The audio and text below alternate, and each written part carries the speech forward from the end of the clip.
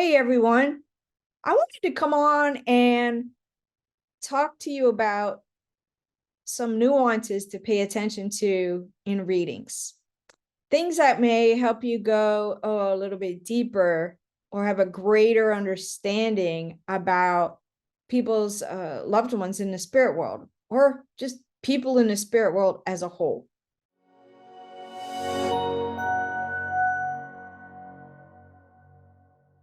And I wanted to share two different examples of how something so small can become so meaningful. All right. As we know, here in the physical world, we are complex beings. There's multi levels to us. We're multifaceted. We're not like a cardboard cutout, like somebody said to me from the spirit world not terribly long ago. He says, my family thinks of me as two-dimensional, as a cardboard cutout. um, People in the spirit world are people. And we need to keep that in mind because they are just as complex. The difference is they don't have all of the issues that they had while they were here. Thank goodness, right? We get a reprieve when we get there. Whew. Now, two different examples. One happened today that is prompting me to do this video. When somebody is connecting with me in the spirit world, that's the word I like to use in a medium reading is connect. That's my word. It doesn't matter what word you use. You know, some people say coming through or whatever. You know, use your language. I like the word connect. Now, as I was speaking with this woman, I said, now your mother is coming closer. So she's ready to speak now. We're going to speak with your mom. She's coming closer. And her mother put her finger up and went like this to me. I am approaching you. And I thought, wow, okay. Now, you might think to yourself, so she used the word approaching. How is that any different than coming closer? Well, instantaneously, that told me right at that moment, words and communication matter to this woman. Because I don't tend to use the word approaching in a reading. I usually say, okay, they're stepping forward or coming closer. But no, she corrected me and said approaching. Now, what I said to her was, I noticed you used the word approaching. Tell me a little bit more about why that word. And all of a sudden, I got an imagery of books. And she said, communication matters and depth matters. I'm sharing with my sitter that her mom is showing me books. These are fiction books. And I notice that she likes the depth of characters, the building up of a story, which the sitter confirmed. And I said, I also am noticing that your mother does not like fluff, because what her mother showed me was a book where she could put red lines through like a teacher would with a red pen back in the day. And I shared this with the sitter, but I said, I want to be clear. I know your mother was not a teacher, but she didn't have any useful time for things that she thought were fluff. I also passed on with my sitter that I noticed that words and communication really matter to your mother. And I said, she's giving me the feeling that she wants to always make sure that she was getting her point across. Once again, her mother very politely corrected me with the finger up, which I love, and said, I'm not a she. I am a person. Therefore, I had to be very careful with my language as we proceeded in the reading so as not to offend this lovely lady, but to represent her properly. Let me tell you, she was a lovely, lovely woman, really. But words mattered to her, and communication mattered to her.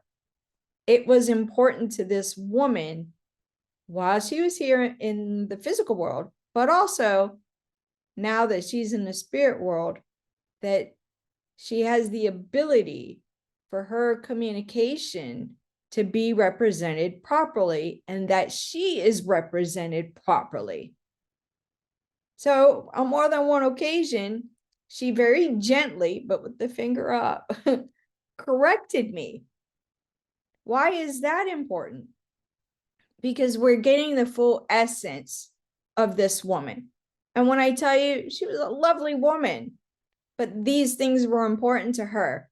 These nuances, these details, they matter.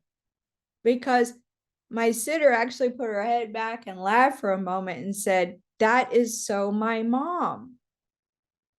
No doubt in her mind that we were speaking with her mother.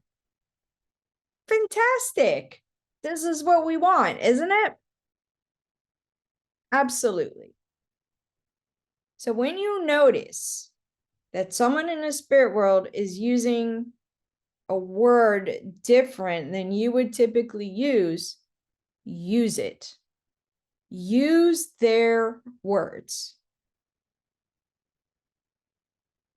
That's how they spoke while they were here, and that's how they will speak from the spirit world. Our role is to share what they give.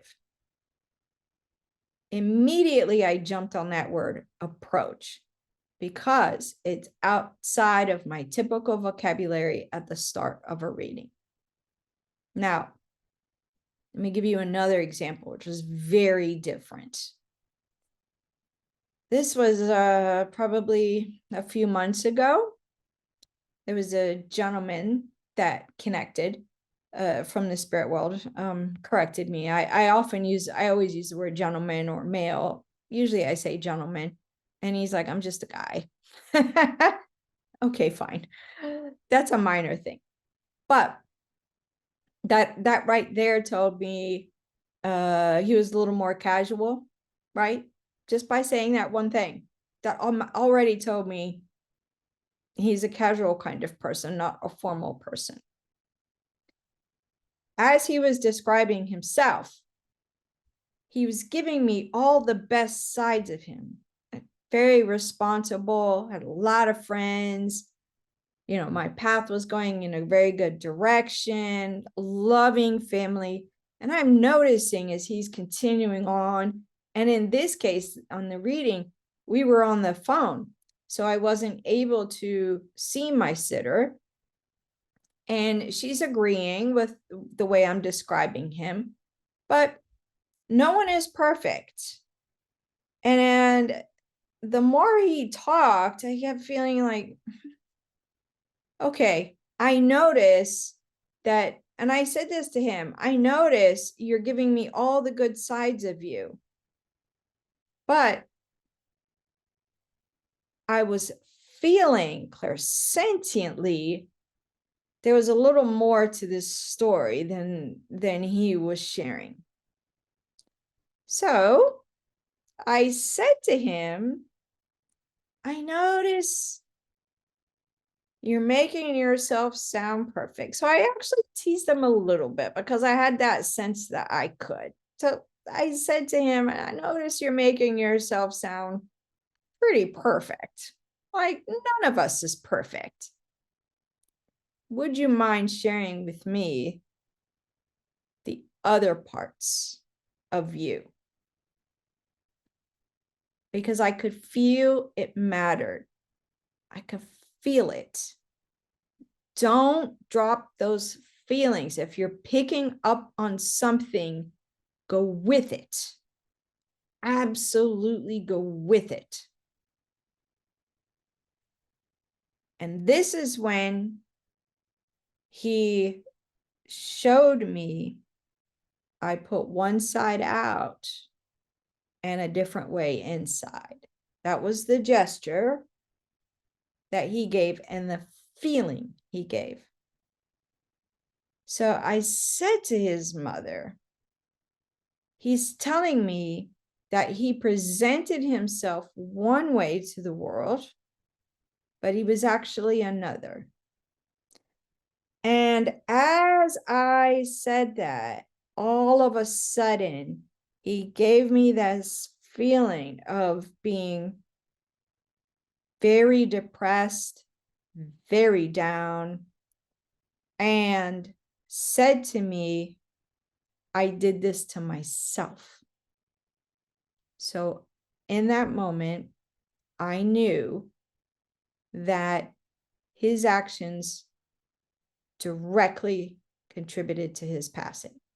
In other words, he died by suicide. I used the language with his mother that he's telling me that he is responsible, directly responsible for his actions contributing to his passing, which his mother acknowledged. Now, why are the two pieces important? Well, what he was trying to do, aside from coming and connecting in a very upbeat and responsible and showing all the good sides to him manner, which he was trying to give his mom an uplift. But the bigger message behind it was there was no way anyone could see that this was coming because he was so good at hiding it. And that is what he was trying to get across. And I said to him, tell me more about this, please. Why is this so important to you? This is what I've asked him. Why is it so important to you? And he said, because his family keeps asking and wondering, what did we miss? What did we not see? What did we not get on those last phone calls or visits? What did we miss? And he said, so he's sharing this, and he went on to say, I don't want them to blame themselves. I don't want them to blame themselves. I did this to myself. There is no way they could have seen it coming. None. Because he was so good at hiding it. His mother took a deep breath and sighed and said, thank you. I said, don't thank me. Thank him. He wants you all to take the burden off of yourselves. The weight that you're carrying. He's doing well. But he does not want you all to continue to blame yourselves. That's why it was important to go. I notice you're presenting yourself to be pretty good here, and we're all flawed, because I could just sense one part of it. I could just sense it. So I went with it. And at the end of the reading, his mother said, I'm going to share this with all of my family members because they need to hear as much as I needed to hear today. We didn't miss anything. Wow. Because what happened in that moment right there was all of a sudden burdens started to be lifted. Guilt starts to be lifted. Healing can start to progress more. You see? So, any little detail that makes you pause or wonder, go with it. It is important. Our role is to share what they're sharing, but it is also to deeply establish trust with your communicator so they feel comfortable sharing with you anything. Anything. Go with it. Be their voice. Bring the fullness of them back to life for just a moment. And when I say bring them back to life, I mean bringing them back to life in the physical world for the reading.